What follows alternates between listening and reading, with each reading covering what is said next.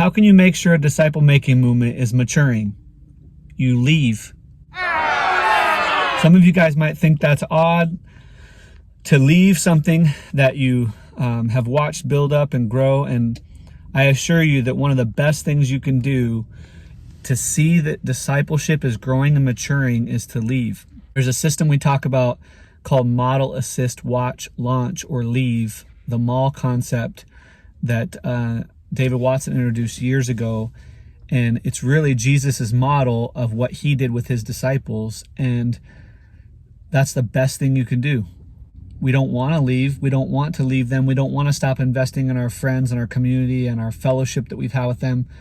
But for them, especially, at least where I'm at, especially in the African culture, where they look to a leader or they look to someone who's more educated to almost idolize, it's so much better that you leave for a season and release those disciples into God's plan for them.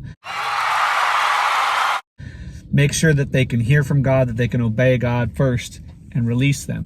We took off for America for the second time now during what we are, I don't know if we're labeling it a movement.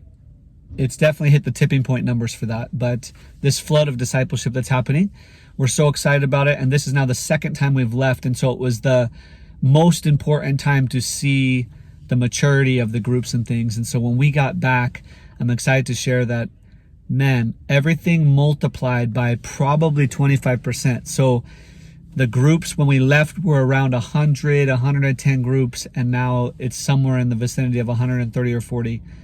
And expanded. When we got back, people were talking about how they had matured on their own and went out to plant new groups.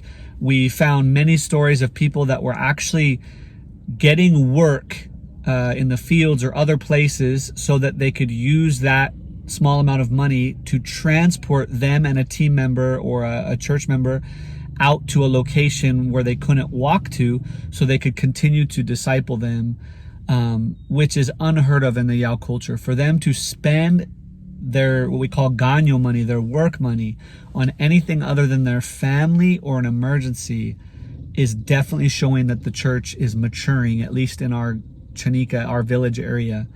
So that's one of the big things I wanted to share, was this, that we had women going out and planting groups. We had people working side jobs so that they could use that for transport. We had new baptisms that took place.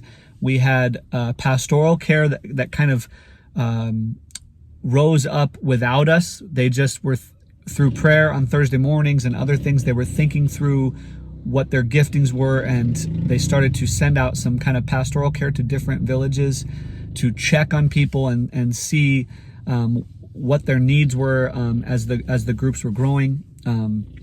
They knew that the audio Bible situation was going to be slim for the next couple months, and so they were going out and making sure that they could share the Word of God with those that didn't have the Bible.